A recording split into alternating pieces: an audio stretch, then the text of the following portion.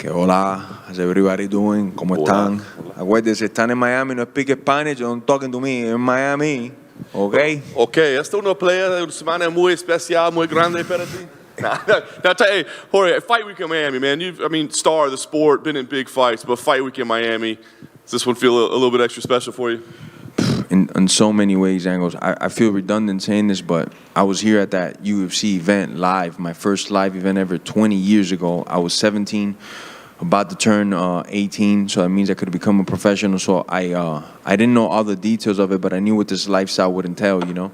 And I was at the event, the nostalgia of seeing all these fighters I've been fucking dissecting and studying since I'm 11, 12 years old, because that's when the sport caught a hold of me and consumed me.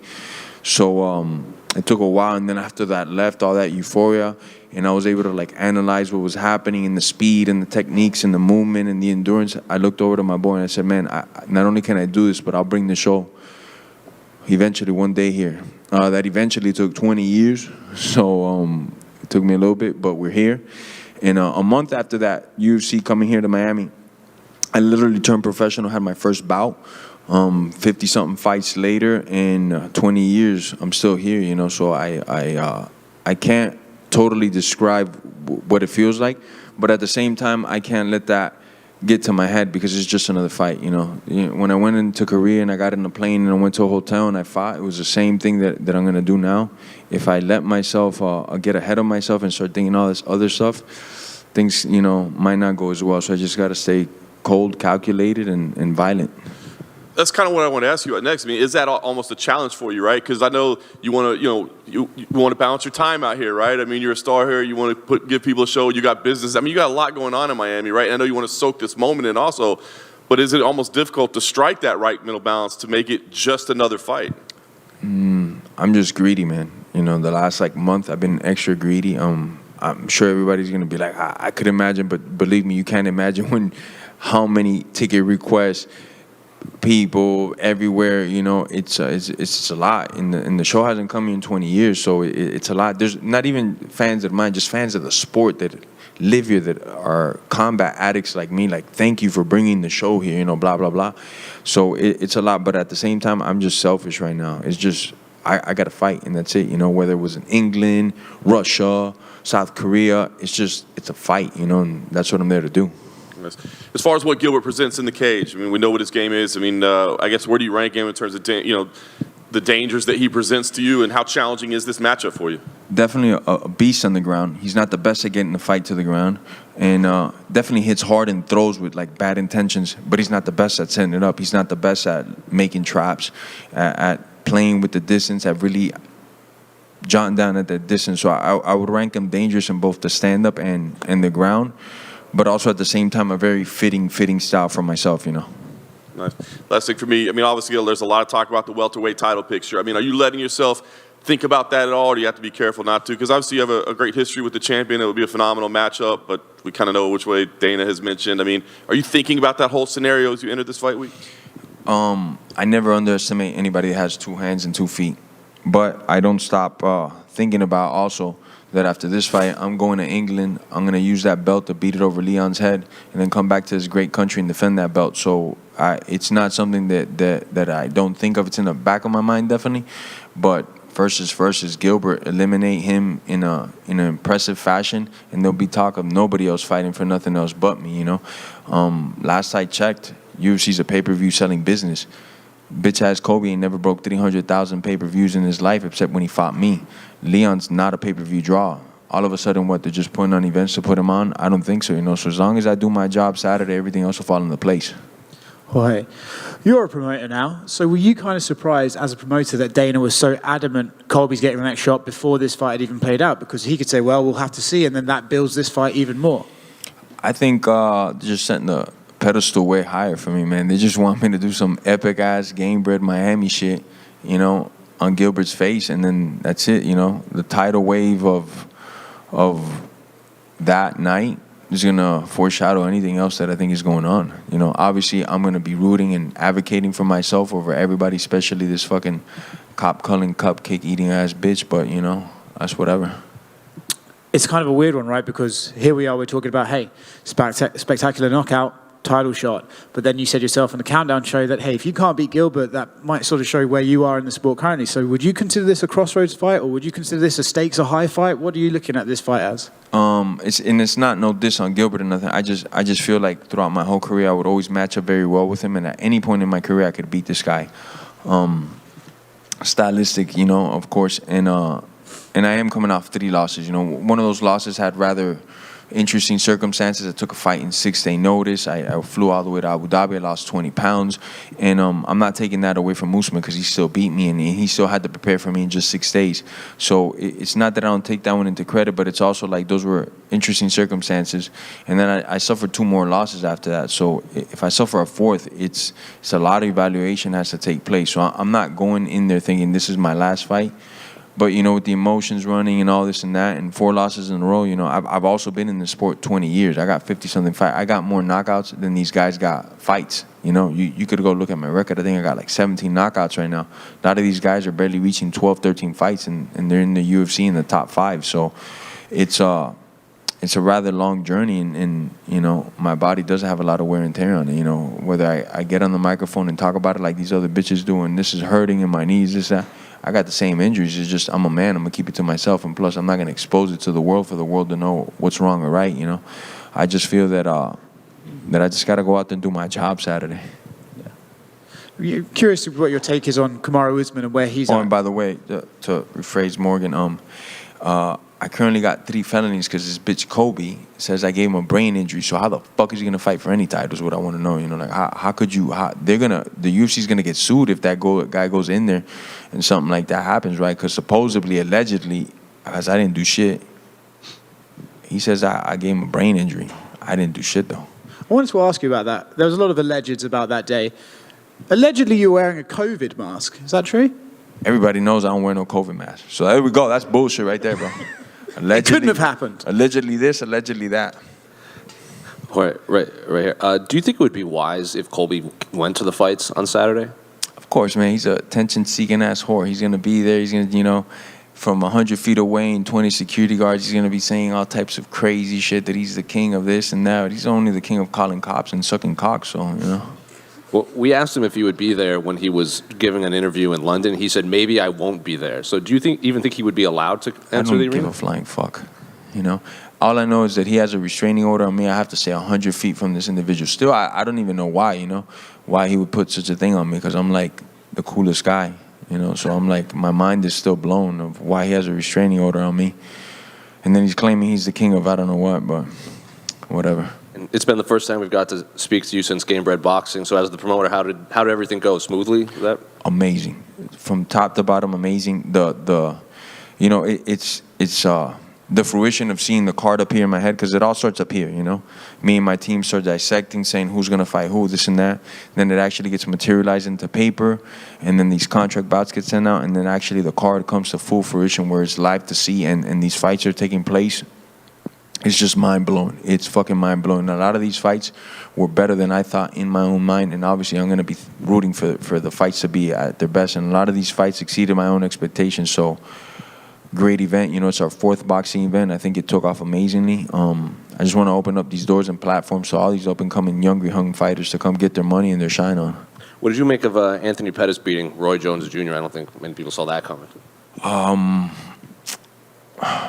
It's like... It's tough, I could have called it the Pettis or Roy. I felt like Roy landed some good shots. Pettis was definitely more active and landed some great body shots. It was a tough one to call. But yeah, I leaned towards Pettis. I was okay with the decision as well. It was a great decision. Crazy, right? Anthony Pettis beating Roy Jones Jr. Obviously, it's not Roy Jones Jr. of, Roy Jones Jr., because ain't nobody beating that guy. But it was still interesting to see how is this guy that's never boxed gonna do against the greatest talent that ever stepped in boxing, Roy Jones Jr. And to kind of look further down this card, you said you wanted to kind of open doors for these young fighters. Raul Rosas is fighting to kick off the pay-per-view. He's 18, 19 years old. He wants to be UFC champion by the time he's 20. So what advice would you give to him as someone that's so young? in his career? Train. Just when you think you trained a lot, just train some more. Forget about the world. Forget about the outside shit. Like, you know, this sport is very, very demanding. And the only way you fly in this sport is like staying in shape. And how you stay in shape in this sport is not by putting Instagram posts or doing this and that. It's about getting after it, you know. You're in the gym in the morning, in the midday, the night. You find some time to do recovery in between that. And then you repeat that the next day and then the next day and the next day. And then you cross your fingers and you hope that all this hard work you put in pays off in the fight. And even then, that's not guaranteed, you know. So it's just, man, put your hard head on, put your mouthpiece on, and get to work. And then this past weekend, it was announced Endeavor bought the majority rights to the WWE. So now WWE and UFC are kind of together. That's a world that you, maybe not WWE, but you had your hand in some professional wrestling. What did you make of that news? I love it. I think it just opens more doors for both, you know. Guys over there like Brock Lesnar type cases, you know. My boy AJ Ferrari, guys like that. And then fighters that maybe are done fighting and they want to go over there and earn a paycheck. Hopefully that it's a smooth avenue and there's no like barricades like, no, you're this and you're this. Hopefully it's just, you know, if it makes sense and it fits, they make it happen. And I love it because fighting is not, it's not the easiest way to earn your living, you know, out of all the jobs in the world. You know, two guys are going to walk in and only one guy's going to win. And the guys that win more often, they'll get a little bit of money, but not guaranteed money either that you're going to be set for life. A lot of these guys, when they're done fighting, they have to pick up jobs. They have to do something else after, whether it be a coach or own a gym or whatever it is that they were doing before fighting. So for them to have that avenue that now be able to fight, and hopefully the UFC and Endeavor can make it easy for them to transition once they're too old to compete in fighting and go into WWE, the right guys that could make the fit in the right girls, I love it. Final one for me, how do you see the main event playing between Izzy and Alex? Man, I'm a fan of both. I've always liked Izzy's style, man, the way that he moves, the way he fights, the way he carries himself in there. But Pereira's like the Terminator from hell, bro. Like, this guy just doesn't take fucking no for an answer. He has unreal fucking power. And it's hard to bet on Izzy because he's lost 3 and 2 of them are by knockouts. It wasn't like, you know, a lot of them are competitive. One of them I did think was highly competitive in the kickboxing match. So that being said, I feel like they just fought too, like, last week, you know. So is that still fresh in Izzy's mind? Can he put himself in the right spot? I think he can, because Izzy's a hell of a competitor, man, and he shows up and does his thing. But conventional wisdom would say I'm going to lean with Pereira, you know. Well, kind of going off of the quick turnaround, you had said you thought maybe Usman came back too soon after getting the head kick. Do you think Izzy's coming back too soon after getting knocked out? I think Izzy's a special talent, you know.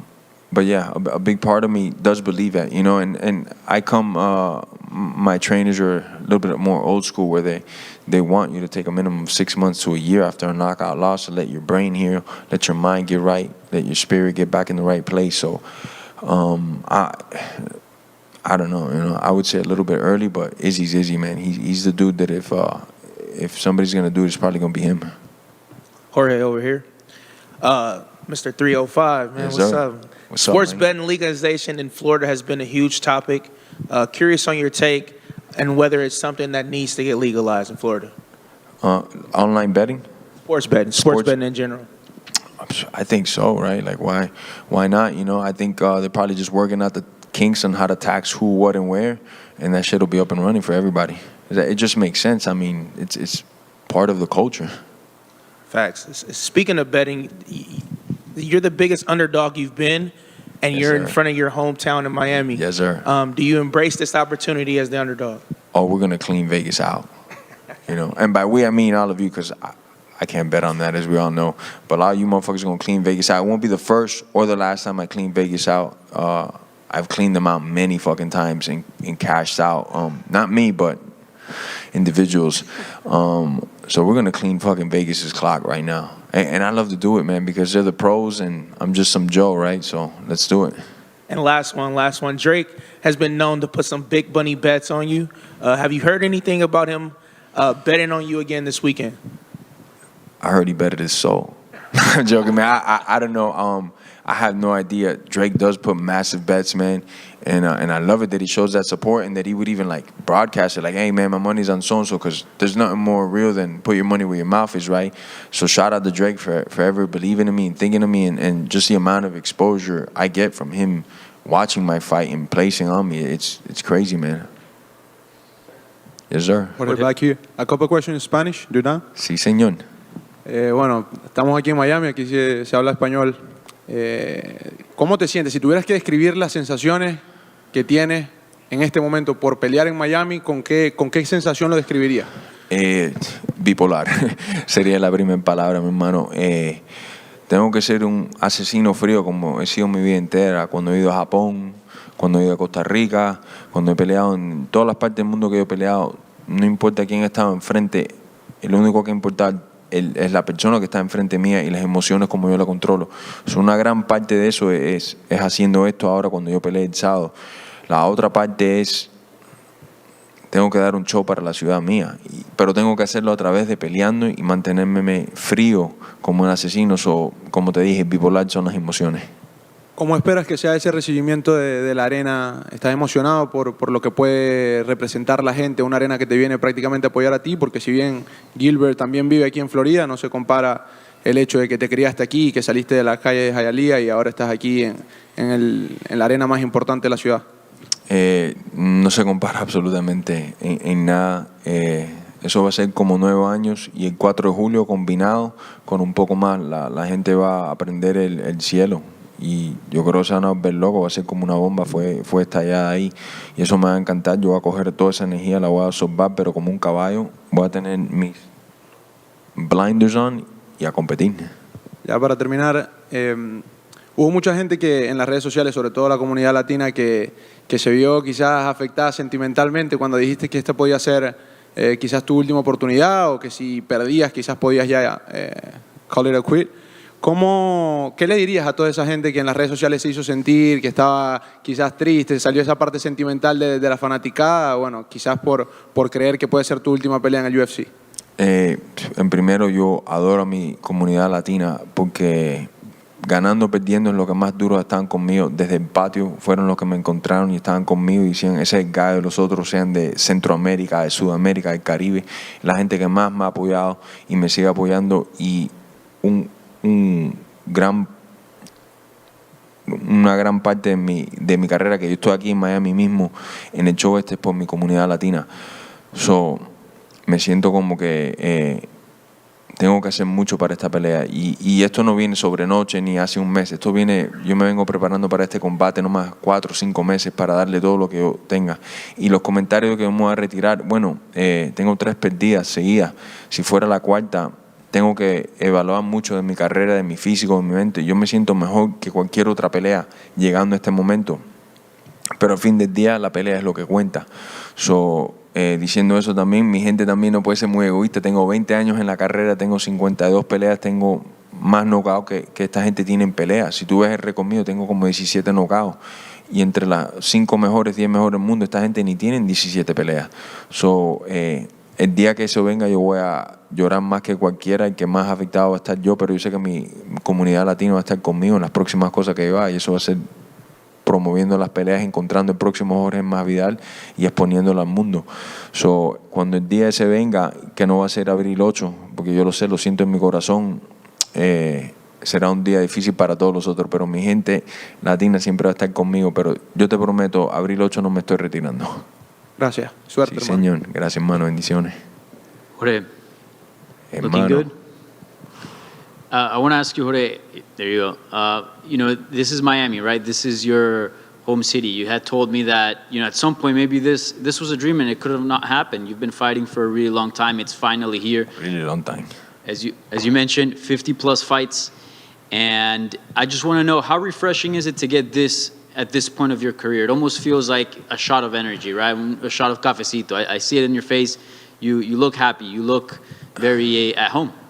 As we answered the first question, part of me has been getting ready for this one fight for 20 years, I still remember when I was that young boy, 17, and I want to do this for the rest of my fucking life. I was already competing. I was already an amateur. I already had numerous grappling matches, boxing matches, kickboxing matches. And I was like, this is what I want to do for the rest of my life. I had the backyard fights already. I was like, I know I could do this and at this level.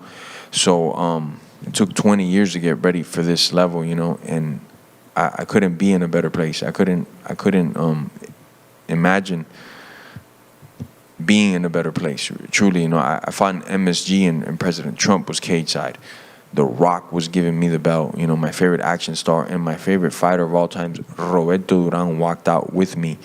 And it was like insane nostalgia. Like the emotions that I had running there were amazing. But I kept all that in check until after the fight. After the fight, I let all that hit me. Before the fight, it was just like, it's another fight, bro. If it's here, if it's in Pluto, it's a fight, right? That's what I signed up for. Boom, let's go. And that's the same thing here. It's very bipolar, my emotions, that I'm keeping myself in check, but at the same time, I'm in Miami, you know? Yeah. And you're a man on a mission, obviously, but how much has Miami, like, added, you know, as far as motivation and all that? Because you are fighting in front of your people. Insane. I mean, I run, you know, I go do my road work. It's like people are literally pulling over their cars. I fucking love you. You fucking kill this motherfucker. Don't call. It's nuts. It's nuts. So now the running has taken places in places where I can't be seen running, stuff like that. If I go to the corner store to get something to drink, it's like everybody from the clerk, you know. So it's just motivation, you know. On these days that I don't feel like running these miles at night, and it's the last session of the day, I don't want to run, and I run into somebody, and they like start spilling their guts to me. Like, man, I used to weigh. I got like a couple letters that like really touched my heart, but one of them, this individual lost 80 pounds, man. And he told me that everything was inspired by me. And he had sent me these messages, and we were talking to Instagram. He didn't tell me anything. He just showed up to one of my gyms one day, and he's like, look, this is me. I want to show you. This is a real deal. And the dude said that I helped him get through depression through the videos that I put up on YouTube and seeing from where I came from where I'm at. He's like, I lost 80 pounds, showed me all the pictures, everything. It was like, fuck, man. If I could inspire you to do that, I got to inspire myself to do something greater, you know? Yeah. And, you know, it's Miami, Leon Edwards is champion. I mean, it almost seems like the stars are aligning here for you to, like, deliver something great and even surpass, special, right, Colby Covington in the whole title run. Do you like all that? Do you feel like this is almost like being a story being built up here ahead of Saturday? Those things about Kobe fighting Leon, those are rumors. That dude has a brain injury, like I said, so he's claiming, you know. I got 3 felonies on my head because this guy's saying I have a brain injury. So I'm pretty sure that, like, on a medical level, you can't fight if you have a brain injury, you know. So like always, this guy's like full of shit, and I'm no doctor or nothing, but whatever, right? I feel like, yeah, the stars are aligned in many different ways, but not just because of what I just mentioned, but because, shit, man, the way things went down, the way my training has been leading up to this camp, there's a lot of mile markers I set up for myself because I want to see, man, maybe I don't have it anymore. I'm coming off 3 losses, so I put a nice, rigorous training before the fight even got announced, just to like, hey, can I meet these goals? When I used to be 22 years old, I could run a mile like this. Can I beat it? Can I do that? And numerous markers I checked off on the list. Then I got myself closer to the fight. I'm 8 weeks away now. I'm in the gym more, been doing like general conditioning, and my sparring partners, and you guys all know where I train at American Top Team, where we have studs from top to bottom. Grant Dawson, Johnny Eblin have been my main staples for the sparring partner. If anybody knows these guys, they know that these guys are fucking vicious in Don's one of the better grapplers. He's currently 7-0 right now, or 7-1 draw, 7 wins. Johnny Eblin, the world champion, undefeated at middleweight in Bellator, and we've been beating the fuck out of each other. And they said it to me like, this is the best camp I've ever felt you. So from a spiritual, physical, mental place, I feel like I'm in the best spot of my life. You know, all the tools that I've been working on are clicking in right now. Lastly, you versus Leon, biggest fight that can be possibly made at 170? Oh, definitely, you know. I mean, unless Connor's bitch ass came to 70, but that midget ain't coming up to fight me. It goes without saying, me and Leon sell pay-per-views, you know. Leon and Usman, what did that do? Those numbers ain't even out because they're so shitty, I heard, you know. And it's just, you know, they're both great fighters and great tacticians and stuff, but they don't risk it for the biscuit all the time. And fans, you know, like, okay, you know, you're kind of playing it safe. You're doing the distance thing, or you're doing the hugging thing and just sniffing nuts. Fans don't want to pay that shit, you know. Somebody that's a construction worker that busts his ass every day of his life, come Saturday, they want to get distracted. They want to forget about all their problems and worries. They don't want to see 2 guys just fucking hugging each other or staring at each other. So when you add me into the mix, you know, win or lose, I'm going to try to take somebody's soul with me and entertain the fuck out of you. That's the only reason why I sell pay-per-views. It's not because nothing else, you know. Yes, sir. Fighting for UFC, game-bred boxing, game-bred MMA, game-bred everything. What do you enjoy most about your life right now?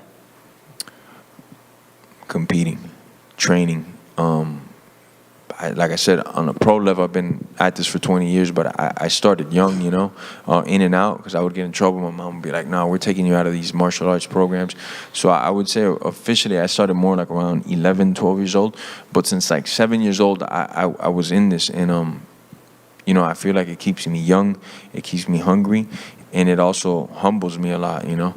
The promoting has been amazing. I've been doing it now for like 3 years, and it's been times flying doing the promoting because it's so fun. Though there's roller coasters in that too. Main event getting hurt 2 days before a fight. Now we gotta like move the whole fucking card around and things like that, and it's a roller coaster of its own. Nothing compares to fighting. Nothing compares to getting ready for that fight. The amount of sacrifice. I've said in numerous interviews before. In every training camp, I gotta push so much. I gotta be a little bit more disciplined, especially now that I'm 38.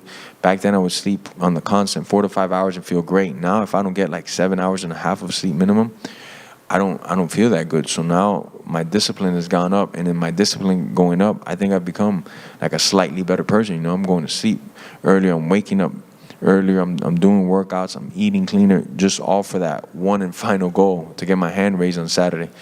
So fighting to me is still the funnest shit, period.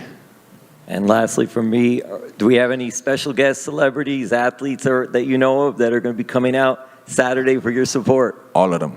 All of them. My mom, my dad, my kids, those will be the biggest celebrities in the building.